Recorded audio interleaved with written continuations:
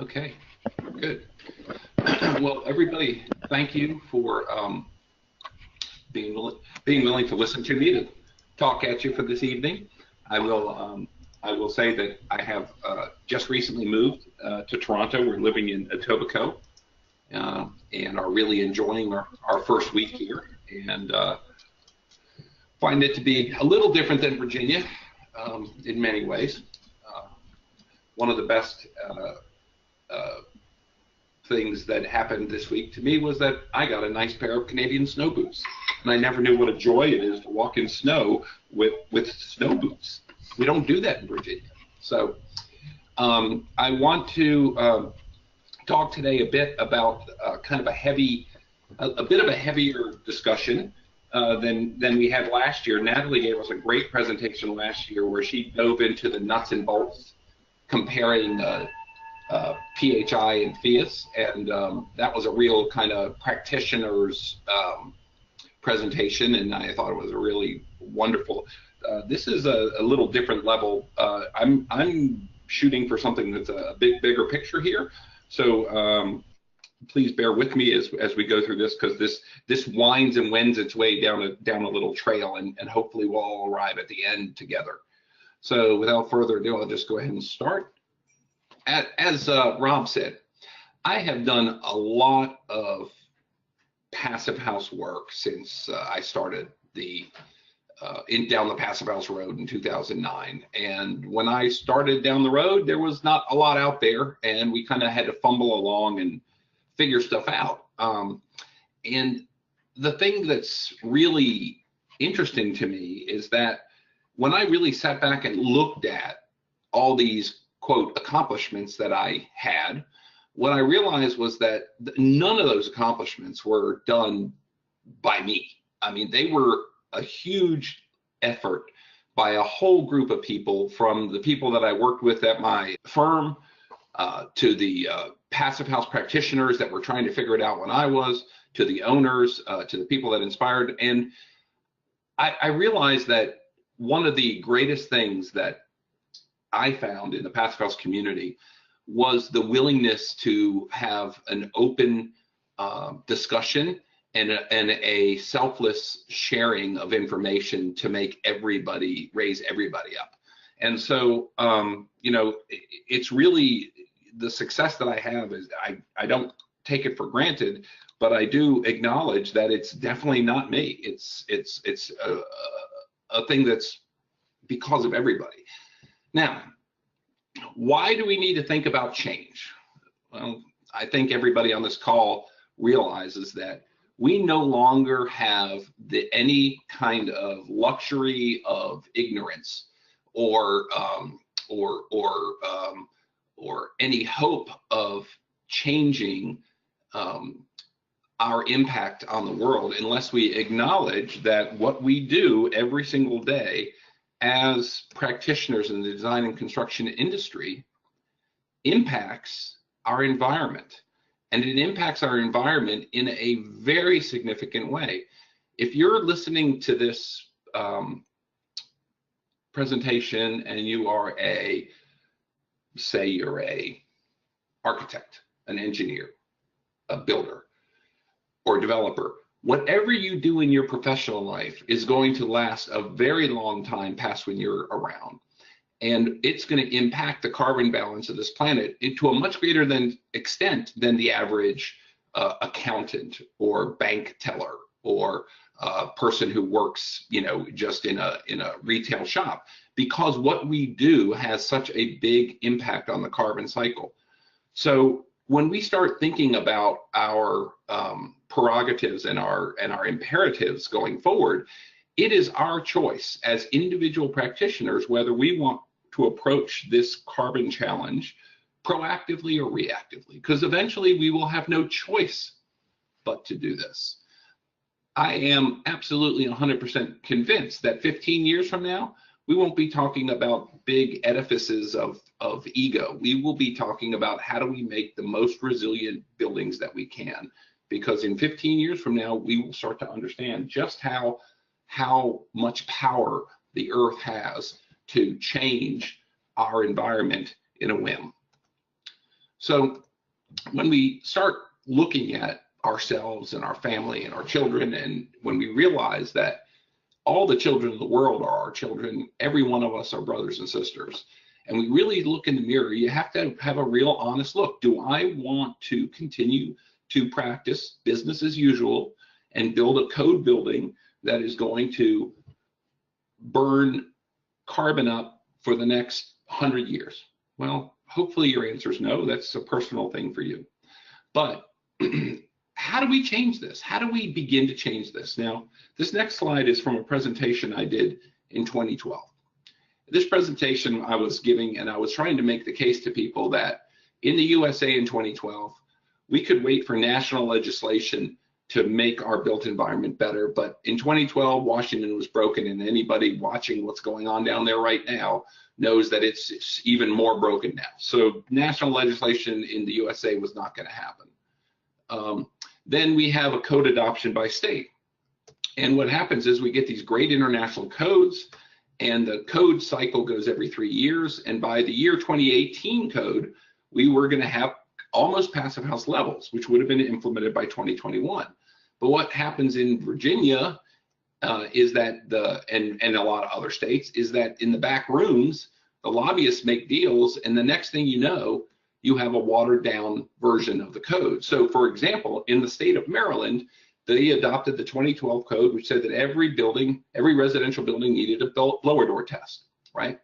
So we all know that you go and you do your blower door, and now the target wasn't very aggressive, right? But at the same time, at least we were getting the industry ready for blower doors. In the state of Virginia, which is much more conservative than its neighbor in Maryland, we adopted the 2012 code, and then we immediately amended it and said, you can do a blower door test, or you can do a visual inspection of your air barrier, which us people in the passive house world say that's like going to eat Chinese food and coming out and saying, I can now speak Mandarin, right? It just doesn't happen. You can't visually inspect an air barrier and know that you're satisfactory. So the last avenue that I really saw that we could go anywhere with was market adoption. And market adoption means that we have to find ways to build the buildings for the dollars that we've already allocated within our development pro formas. And how do we get the market to start moving those dollars from granite countertops and golden toilet bowls to energy efficiency? Well, now I find myself a resident of Canada in 2018. And as I sat down to put this together, I said, well, let me look around. And I saw, well, the current government as it's currently, government as it's currently constituted is very, very friendly to our cause of low energy buildings. So I put a little light green check on that, which is better than what we have down in Washington. Then looking at code adoption by province, what I found was the provinces are, you know, they're marginally better, but they're, at least it seems to me from what I could read yesterday and the day before as I was putting this together, was it seems people are pulling in the same direction. And maybe I'm wrong, and feel free to correct me and let me know if your province is going backwards. But it seems that at least the provinces have got an idea that they want to go to a low carbon future. So the last piece, market adoption, is something that I put as a very, very dark green arrow, because guess what? With a little bit of wind at our back, with the national legislature and the code adoption by province, and then a little bit of ingenuity for market adoption, we should be able to really push Canada off the ground and really get soaring with passive house concepts. So I'm pretty excited to have moved up here, and I'm really jazzed about where Canada can go as a passive house country. So now I'm going to go down another little rabbit hole, or I'm going down in the gopher hole and going down in a little different direction. When we look at our global system being the Earth, and we realize that, you know, we don't know what we don't know, right? So we create these fantastic climate models, and we try to figure out, what is the climate going to do? Well, you know what? The models get better and better and better, but still they have no real idea, because we really don't understand all the variables and the interactions. They are very complex things to try to predict. But there are certain things that we know, and that we know and through the way that we think. We can think analytically about problems, or we can think holistically.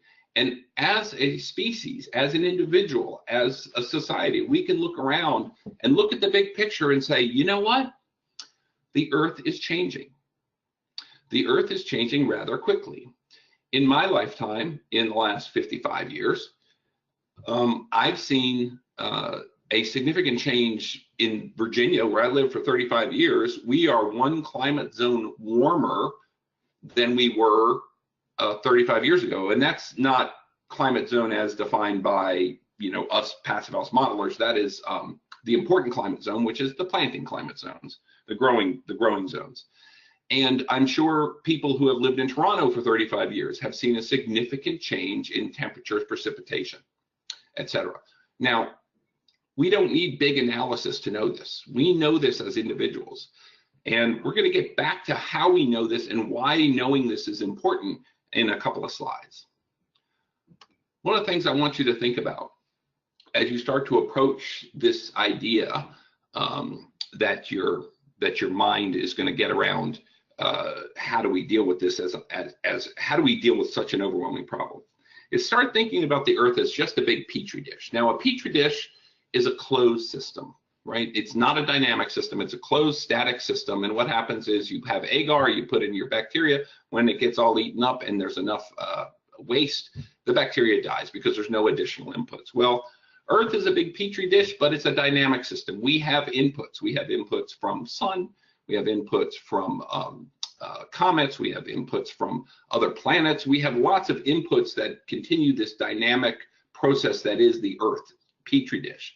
But that system that is the Earth can be, if you could have a big enough hand, you could hold it in your hand. You could say, I'm holding a complete system that is operating every single day, and that is interactive and that is intertwined, where every little piece attaches to another piece, and every little effort that we make touches another effort. So one of the things that we realize as we start to look at the science of growth is that there's two types of growth generally that we see. We see a linear growth and we see an exponential growth. And linear growth is a very easy to think. It's 1 + 1 + 1 + 1 + 1. And exponential growth is 1 + 1 is 2, + 2 is 4, + 4 is 8. And the amount of doubling, so you're doubling every single time. So the amount of time it takes to get twice the amount of stuff is half the amount of time. So what ends up happening in exponential growth and linear growth is when you look at our history as a species, you can see pretty clearly that we were pretty much on a linear growth path, which is a reasonably sustainable path. And something happened to us as a species that turned us from a linear growth path to an exponential growth path. And that exponential growth path was basically technology, right? It was our ability to solve disease, harness fossil fuels, et cetera, that has really started to make a huge difference in what we can do as a species. And when you start looking at these trends of exponential growth, what you see is there's correlation between our population, our GDP, foreign direct investment, large dams, paper production, marine fish catch, aquaculture, domesticated land. Almost every single indicator that you look at in the Earth, whether it's a systematic indicator or socioeconomic indicator, you see that we as a species have become the driver of many changes within this dynamic Petri dish that I call the Earth. And what's happening is that many of us know we are facing tipping points, and we're starting to see tipping points all over the world. We're seeing areas where we've gone too far. And when you look at the world from space, you realize that our species has become an endemic species on this planet. In other words, we have become so populous and so powerful with our ability to manipulate our environment that now our species is affecting our global dynamic system as a species. And so, you know, we can continue along the path that we are going right now. And if you know the history of the Earth in the last 4 billion years, we're just a little bleep at the end of it. But one of the things that you can do is look back in history and learn from it. And what you learn from history is there's a number of times over the course of the last 500 million years where there's been mass extinctions. And it looks like we might be heading to a similar type of trend. And you know what? This is one of those things that really can get us all very depressed. But at the same time, it can be very exciting because all of us, every one of us, is living in one of the most exciting time periods of our entire species' existence. And that, I think, is an incredibly powerful statement. And yes, you can get bummed out, but why get bummed out? We need to approach things a little differently. So I'm going to read you a statement from my friend Will Basin. Will Basin is this guy with a beard who is somebody I've known for many, many years, quite a philosopher. And he wrote this maybe a year ago or 2 years ago. And I read it and I said, you know, Will, I really like that. I think it's wonderful. I want to read it. Can I read it to people? He said, oh, I don't care what you do. All right, so I'm going to just read this straight from Will.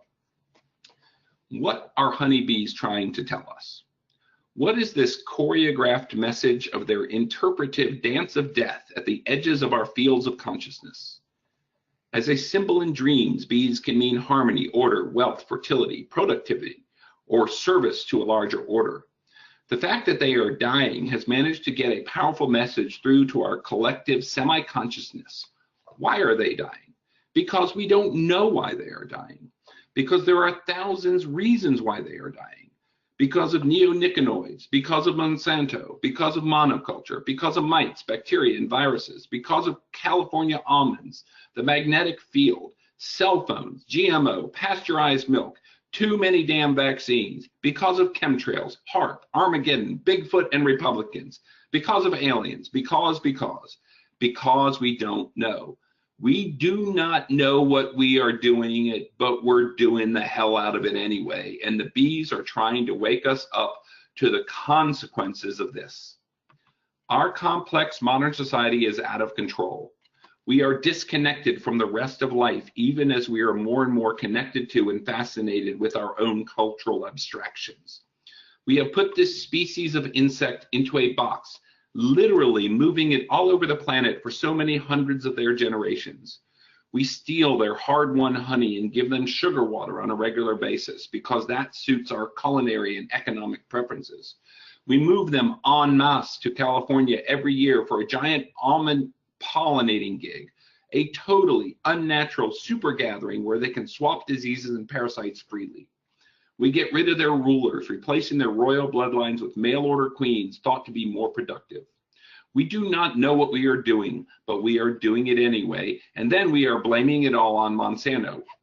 But somehow, our collective unconsciousness is not so easily reassured and is deeply worried about the whole situation, as we should be. Honeybees are much like us. With their complex interdependent societies, our extractive interference in their way of life cut natural connection after natural connection just because in the short term it was profitable and we could get away with it. We have done this to the bees, but perhaps more importantly, we have done it to ourselves and the rest of the world besides. The bees frantically dancing at the edges of our field of collective consciousness are trying to find their cozy little home by the brook in a Storybrooke village with a row of tiny straw skeps, neat cob cottages, and gardens and ponds. And so are we. So are we. That's Will Basin. Now, one of the things that I have done is be a beekeeper. One of the most amazing things about being a beekeeper is watching what those women do. The bees are all female except for the drones, which are typical males. They lay around on the couch, they don't do anything, they get the queen pregnant, and then they die. You know, it's kind of, you know, the workers are the women in these colonies. But the thing about bees that's so amazing is that individual bee that individual worker has no idea that they're affecting the whole. They are following and doing their little piece in the bigger whole. And that type of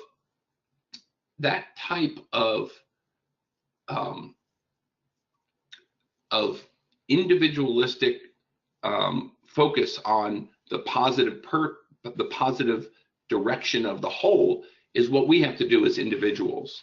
And it's for us as building, design, and construction practitioners, this is super important because of our impact on the world.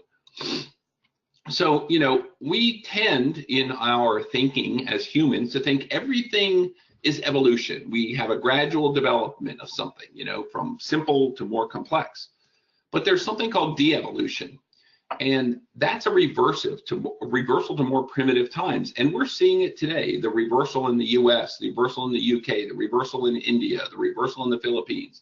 You know, we're seeing this species-wide fear of the future being expressed by this blaming of others rather than looking inside. So we have a choice, and this is what I'm suggesting to everybody here tonight, that the choice that we make is re-evolution. And the way I define re-evolution is sustained evolution, but with intention. So sustainable evolution, looking at the past for our examples into the future and applying the best practices from the past and abandoning the worst practices. As we look at our historical progression through time, we have had very, very many different ways that we have interacted as groups with, but most of those ways have been hierarchical. The civilization that we are now living in, because of our technological abilities, is no longer necessarily a hierarchical civilization. We are now moving into the realm of the next phase of humanity, which is a network, much more egalitarian and open civilization, potentially, if you want to look at the positive side. You can look at the negative side if you wish, but I'm not going to dwell on that. So as we look at ourselves and humans, we say to ourselves, okay, we're humans. There's 7.4 billion of us today. How many will there be in 2050? Will there be 9 billion? I don't know, but there's nothing that says that there has to be. And in fact, one of the most sobering things that happened to me as a Passivhaus practitioner was my very, very, very, very first ever Passivhaus class was in Boston in January of 2009. And there were about 25 people in the class. It was led by Katrine Klingenberg. And we had some real weirdos in that class. I mean, 2009, there were some real strange cats all wanting to learn about this weird German thing.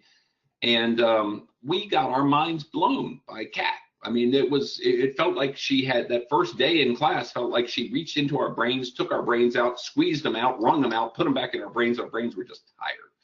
And after our full day of this super exciting, really mind-expanding lessons that we were learning, we went out to eat at a little Italian restaurant. There were 20-some people who were sitting around that table. And I posed a thought problem. I said, let's do a thought experiment. Can we come to consensus amongst us very environmentally conscious people here at this table as to how many people we will have, how many humans will be alive in the year 2100? And after about a 45-minute, very, very vigorous and interesting discussion, the consensus that we arrived at was 500 million. Okay, so that's a pretty pessimistic thing if you look at it in a certain way from a human point of view. I think from the rest of the species on the world, maybe perhaps not so pessimistic, but you had people sitting in this class who were learning something new, who were trying to change the world, but who realized that the path we were on was leading us in a bad direction. And that's what that told me. And what it tells me is that, yes, you've got to look at everything that we're doing with a very, very real and clear eye. And you have to be able to separate yourself emotionally from this so you don't turn into a basket case. And then you need to look inside of you and apply yourself individually the best way you can to every single thing you do, every interaction. I'm not just talking about an interaction on a professional level with an individual. On the individual side, we've got to open our hearts, we've got to be willing to see every person as your brother and sister, and every single person has the same and equal worth as everybody else. And if you start approaching life that way, and we can change this change that we need, this huge global change is like the bees. We don't need to change the whole hive. We need to take each individual bee so that there's never a question of negativity.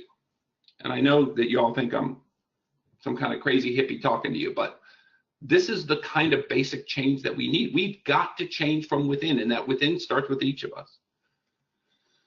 So I'm going to tell you a little parable here. There's a guy, and there's a flood, and a boat comes along, and the guy's standing on his porch, and he says, "Jump in the boat." And the fella says, "I'm not going to jump in the boat. I'm not going to jump in the boat because I have faith in God, and God is going to save me." So about 2 hours later, he's on his roof, and a helicopter comes along, and the helicopter guy says, "I'll throw you out a rope. Come on up." And the guy says, "No, I have faith in God. God will rescue me." And about 3 hours later, he's standing in front of St. Peter. He's saying, "What did I do wrong? I had faith in you. Why didn't you rescue me?" And St. Peter says, "Well, I sent you a boat and a helicopter." So in the year 1969, there was a huge oil spill off the coast of California. And what happened then was that we stopped drilling on our continental shelf in the United States. Then 10 years later, in 1979, we had a huge accident at 3 Mile Island. And within 5 years, the nuclear industry was basically dying on the vine. So that was the last generation. They made wise decisions. This generation, our generation, we had the Deepwater Horizon in the Gulf. And within a year, we had Fukushima. And unfortunately, what did the United States do? The United States doubled down on the extraction of oil and on the building of nuclear plants. Under Obama, they permitted Deepwater Horizon type wells with the same technology that failed. And they started back up building plants that had been stopped in the 80s. The generation, our generation, my generation, this generation I'm in, has failed. And I think that the move up here to Canada, I'm not rose-colored glasses. Canada's got a lot of issues. But the one thing that Canada has that it's got to deal with and reckon with as a society and as a country is the fact that Canada has a huge amount of resources, both in terms of natural wealth, water wealth, mineral wealth, and a lot of empty land. And what we're going to see in the not too distant future, and when I say not too distant future, I think kind of geologically. So we could be talking 50 years or 100 years, or we could be talking 20 years. To me, that's all not the distant future. To me, the distant future is, 1 billion years. So in the not too distant future, Canada is going to face a lot of pressure from places that become uninhabitable to relocate people.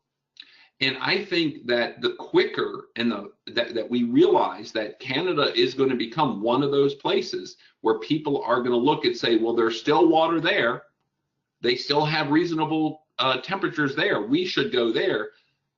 That's going to be one of the challenges for Canada going forward. And I really feel that I would love to help people think through, how are we going to deal with these challenges? We know they're coming. We could be proactive, or we could wait 20 years, 30 years until we have people beating on the doors to come in. Or we can start saying, let's figure out how we make this work for everyone. So I got another little parable to tell you. So the Pharaoh wakes up and he had a horrible dream about 7 fat cows and 7 starving cows, and he didn't know what to do. And he asked his dream interpreters. They didn't know, but somebody said, there's a guy and he's in our jail, and that guy, he knows how to interpret dreams. And he calls on Joseph, and Joseph comes out of jail, and he says to the Pharaoh, tell me your dream. The Pharaoh tells him the dream, and Joseph says, oh, well, this makes perfect sense. You have 7 years of good harvest and 7 years of drought. So what you need to do is you need to put back the good harvest during these 7 years so you have plenty of food to last the drought years. And Pharaoh did it, and Joseph was released from jail and became one of the advisors to Pharaoh because he was so brilliant. Well, you know what? We have the same exact thing going on with us. This is a picture of the guy with the gray hair is David Roper. He's a retired physics professor from Virginia Tech. And he did an analysis on our current fracking rates. And the red line is if we don't go to a natural gas-based transportation fleet, and the blue line is if you do go to a natural gas-based fuel fleet. But here's the deal. What we should be doing now that we've seen the price of natural gas plummet and make natural gas so cheap is we should be putting a very large premium to take that gas back to where it was, take that tax and apply it towards energy efficiency and preparing for when we run out of this fracked gas. Peak gas is going to be coming in the 2020s. So, you know, we can learn from the past, we can ignore the past, right? We can look to the future proactively, we can look to the future reactively. You know, at the end of the day, what we're facing is we're facing a real fight. And that fight is between head versus heart. As human beings, we have these amazing brains. We can do incredible things. When you look at our exponential growth curve that we have been able to cure disease and produce amazing food and brand new technologies that have made us much, much more productive. But we haven't evolved our heart to match the way we've evolved our brain. You know, if we had evolved our heart to match the way we evolved our brain, then there wouldn't be masses of people unemployed because the technological revolution produced productivity and reduced the need for workers. So guess what? What should be going on is that as we're producing these highly productive technical innovations, that benefit of that technical innovation should accrue back to the society as a whole.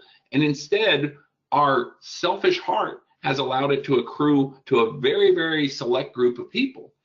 And this dichotomy between head and heart is where I think the root of a lot of the solutions to our problems lie. It lies individually with each of us within our own heart, to open our own heart, because we got the brains. There's no question, everybody on this call, we've got the brains. So what I'm trying to do is just open up a conversation.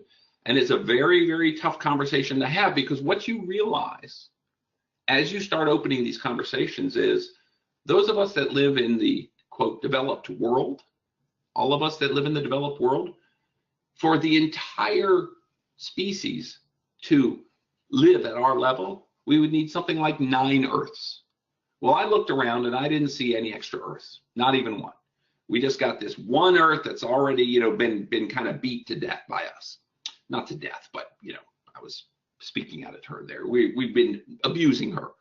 So one of the things that's really hard to realize and for us to get our minds around, and one of the things that we like to, you know, tell ourselves that we're doing good is that at the end of the day, those of us who are living this wonderful developed life are going to have to be giving up some of what we already have to make this work.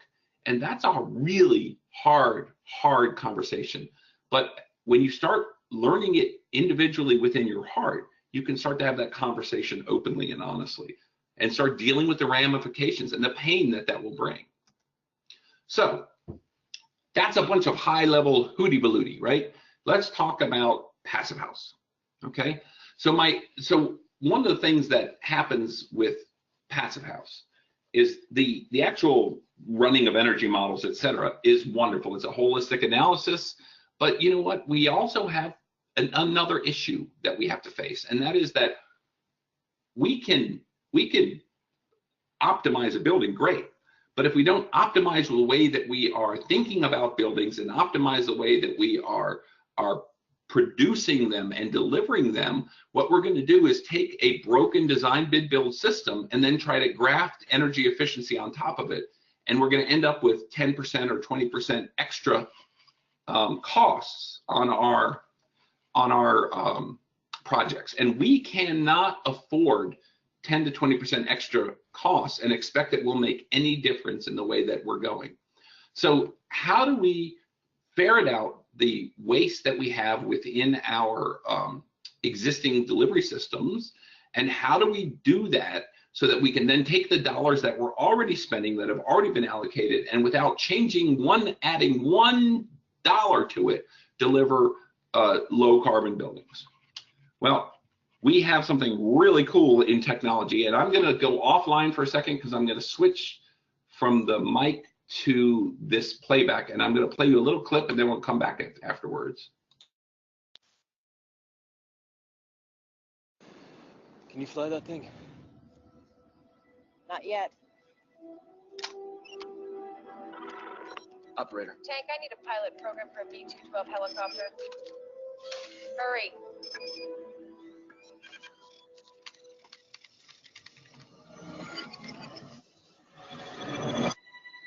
Let's go.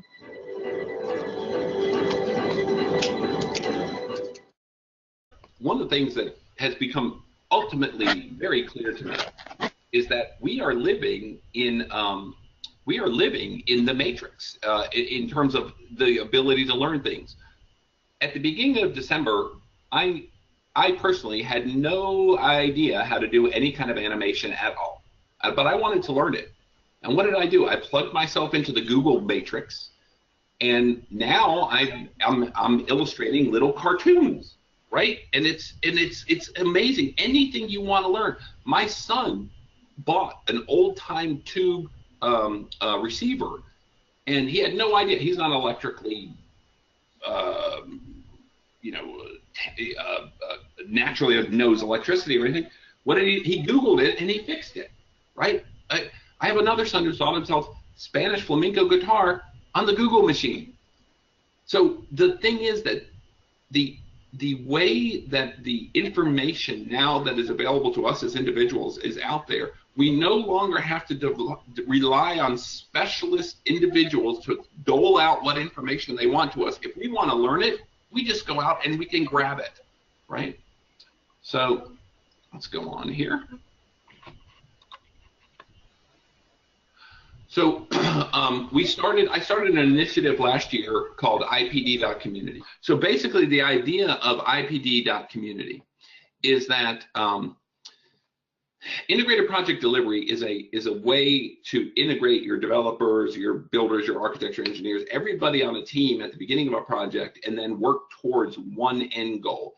And unfortunately, integrated project delivery in general has been kind of the realm of larger projects. Sutter Health out in California pioneered these projects, and what you're seeing on the coming to the East Coast is pretty large projects. Intel's doing projects like this, and Disney's doing projects like this, and Google.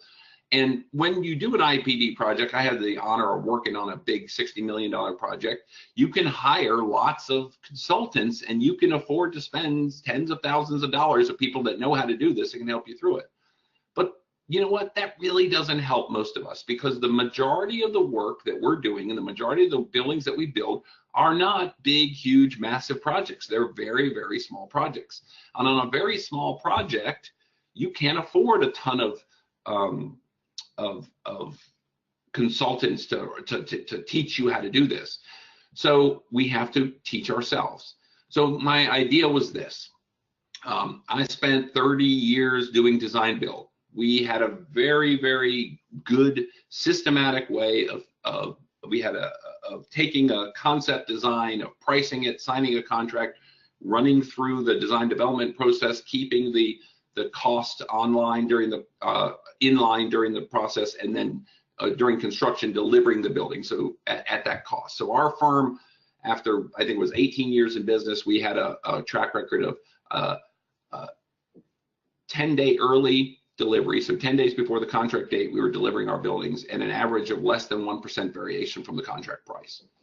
And so what I realized was that I could seed a beginning of a community of practice using some of these techniques that I had learned through real-time building and designing. And I'm not saying any of these techniques are the be-all and end-all or the right way to do anything, but at least it's a place to start. And my idea was to begin this open source online community of practice that would be individuals in a networked learning way, working to support and help each other through the process of learning how to do IPD at a small scale. How do you develop the best practices and the tools to do IPD? So I did a training in Vermont last year. We did the Toronto training this fall. Next week, I'll be out in Seattle and Portland doing the training. I've got one that I'm planning for New Zealand. We've got one planned for, again, in the spring in Vermont. And then we're trying to get some in Australia and a couple in Europe. And the idea is to create this online international community of practice that can try different techniques out of IPD, different tools, and see what's working for small teams and helping each other through the process of learning. So we've set up a very rudimentary website to start the process out. And the idea is that right now I'm helping individuals and mentoring them through and trying to get them through their projects. But the concept is once I help a team through a project, I want at least one team member to volunteer to be an ambassador to help mentor 2 teams through their projects once they've completed a successful project. So I'm saying to these teams, look, I'm not going to charge you to mentor and help you. This is all gratis, but you have to pay it forward. And by doing this, I figure we can use the concept of exponential growth and start with me mentoring folks. And before we know it, we can build a team online of mentors and trainers that can help people to learn how to deliver buildings at market rate. And we can get a whole group of people that are willingly giving these skills. And that's an important part of where we're going in this network learning environment that we live in. We have got to get beyond the ego of controlling information within ourselves and saying, I control this, I'm the only one, that I'm the best, and I'm gonna get paid big dollars to do this. This is not where we're at as a species. This is a species, we need to be ants. We need to follow our little pheromone trails. When an ant finds a good piece of meat that it's eating that's a rotten piece of carrion, it lays a little pheromone trail. And the next ant comes along and smells it. And when it sees the meat, it lays the next pheromone trail. And before you know it, within 20 minutes, you've got this massive sea of ants all going there because they're helping each other. And they're not doing it because they, that one ant could go, I'm going to eat all this meat and nobody else is going to get any. We're not going to do that. We can't do that as a species. This is radical thinking. I understand that. This is pie in the sky idealism. I understand all that. But I also know this is the imperative that we face as a species. And if we don't start thinking this way, we might end up with the 500 million people in 2100. So how do we implement this roadmap? Well, there's something called personal knowledge management, which was a practice that is, there's a guy in New Brunswick named Harold Jarch who's got a really good program training this. You have individual learners and that's you as an individual. You actively go out and learn every single day. You're looking for something items, and what you do is you collate and learn that information, and you share it with your cohort. And a cohort is a group of people who are doing similar things to you, and then you share that with your community of practice, which is the bigger IPD community. So the idea is to build. If you're an individual, say, who specializes in BIM or in lean or in carbon accounting, whatever it is, you're going to be cohorted with people from other projects that are doing similar things. You're going to share best practices, you're going to share your learning, and then that cohort is going to share all that information with the bigger community. And the idea is to put it online, to leave it all open so that hopefully people can learn from this and they can do it without huge investment of money, but with investing time and energy. So this is the roadmap. There we go. There we go. See, I animated it. Woohoo! So here are some different nodes, some different cohorts that we've got. And what we do is we try to interconnect all these nodes and then wrap them all up in the IPD.community trainings and sharings. So this is IPD.community.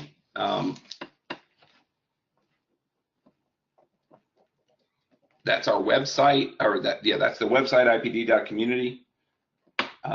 That's you can